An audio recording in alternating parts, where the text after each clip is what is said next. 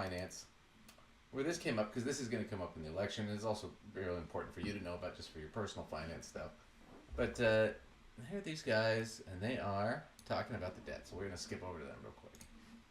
Have a $35 trillion question on their hands. Who is going to pay for our nation's ballooning national debt?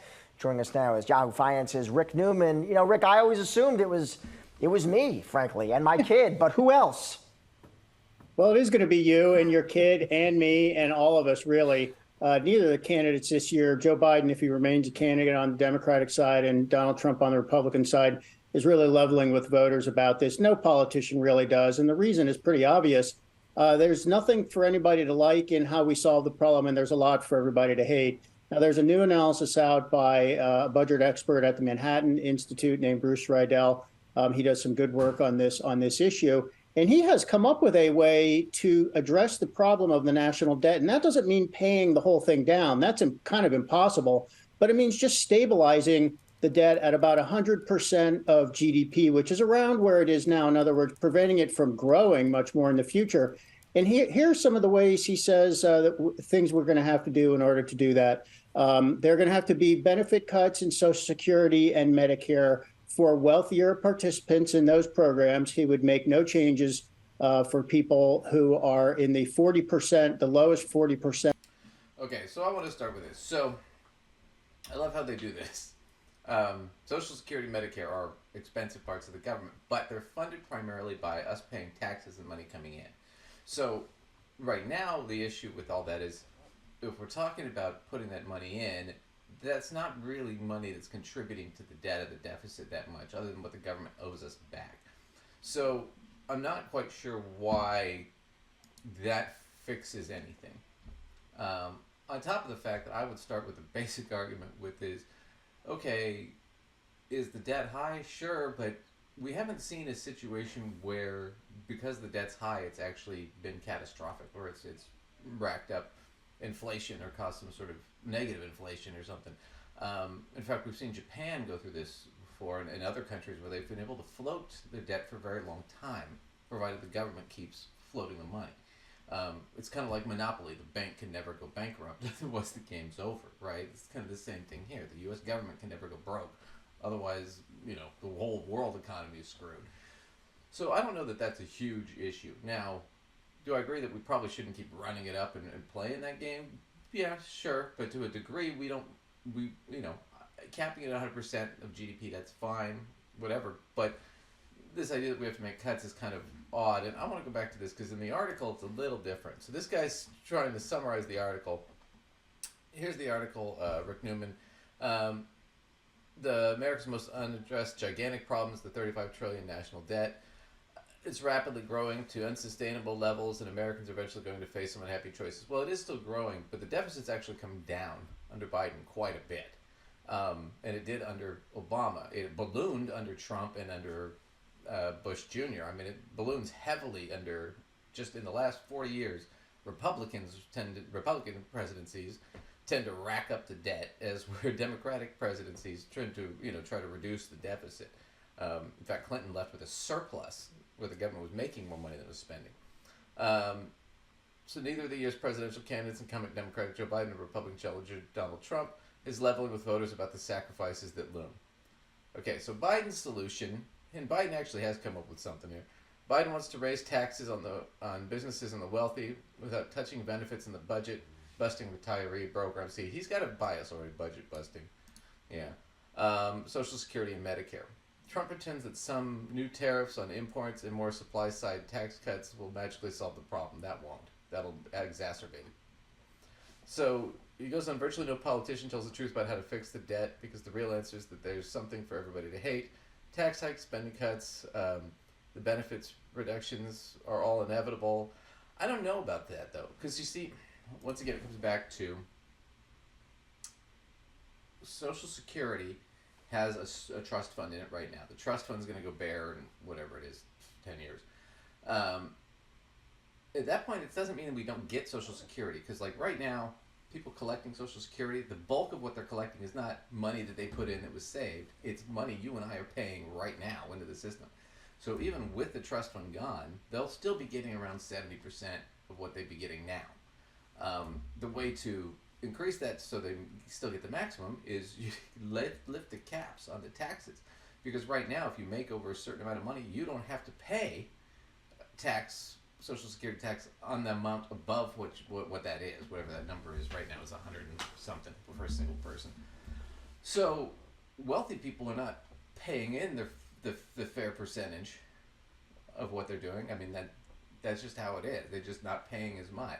Now, if you lifted that cap and let them pay it, that would go into it. He does cover that here, but that would cover Social Security. You wouldn't need to cut it. Right? So it's just an odd thing. Because I don't see where that's, because it's not attached to the budget. Social Security is separate from the U.S. budget. A lot of what goes into Social Security is money that the government owes Social Security that's borrowed from Social Security. That's a lot of what that is. And that's our money that they owe us back. So I'm against cutting that in any way, shape, or form. Medicare, too. Okay, so he comes up with solutions in a new analysis from the Manhattan Institute. Ryan Rydell outlines a range of actions Congress can stabilize the federal borrowing and forestall a debt crisis that would cause soaring interest rates when inflation or both. Once again, we don't know that that's true. And, proponents of modern monetary theory don't believe that that's necessarily true. It doesn't really matter in that scenario how big the debt gets as long as we can continue to make the payments, the interest payments on the debt. If we can continue to do that, we can float debt forever. What you don't want to do is put too much money into the system, because then you'd have runaway inflation. So there is such thing as too much debt because we'd be putting too much money into the system as the federal government, and that would cause you'd have too much cash and not enough stuff to buy, which would jack up prices and screw everything up. So you want to keep that balance in there, but it really doesn't seem to matter all that much how much we're running up the debt, as long as we can pay it every month or every year, whatever it is. So not really. I mean, it's kind of an odd thing that they've been bringing this up, especially on CNBC, or Finance. Sorry, this is because corporations do this all the time. Like recently, I was looking at Coca-Cola, and they run at they have like 28 billion something in debt on their books, and they don't make 28 billion a year in bottom line, but they can afford to pay the interest. It's not a big deal, and they've got plenty of cash on hand, so it's not an issue. The government always has plenty of cash on hand. So I don't know what that argument is, but apparently they seem to think that. I just don't understand why. So the United States doesn't need to pay off its entire national debt. Well, of course not. That would be crazy. It just needs to peg it around 100% of GDP and keep it there. I'm not sure how he comes to this conclusion. He might be using Rogoff and Reinhardt or something like that, which has already been discredited, because that was their assumption too. And it found out that whole study was bogus. And the actions Rydell outlines are not draconian ones that will be necessary if Washington dawdles as usual and waits till the last moment to address the problem. There are a few truths of debt math. One is that taxes on the wealthy are going to have to go higher. See, that's just a fact. And that's going to have to happen anyway, just for if we want to get into better income inequality, wealth inequality, more distribution. That means more people spending, because the middle class and the lower middle class will have more money, and they tend to spend most of their money. Why? Because they don't have that much. So if they had more, they'd spend more, which means more commerce, more taxes. It would all be good for the goose, good for the gander. So taxes have just got to go up on the rich, period. Otherwise, it's, right now, I mean, if it were a Little League game, they'd have called it, because the rich are so disgustingly rich compared to the rest of us. But that's why they're going to have to tax them, because that's where the money is. Of course, they have all the money. The share of national wealth controlled by the top 1% of earners has risen from 14% in 1990 to 16.8% at the beginning of 2024. If you take the top 10% of everybody, they own more than half of the country. So this is a little bit of a fixed number. It's not exactly. I mean, if you talk about total wealth and assets and real estate and everything else, they're talking about a national wealth. Well, the share for the bottom 50% has dropped by a bit. No, it's dropped by a lot. Higher taxes on the wealthiest Americans would restore some balance lost during the 30 years. Yeah, no kidding. So another inevitability is that better off seniors are going to have to pay a little bit more and take a little bit less. because they get a disproportionate share of federal benefits. That's actually true.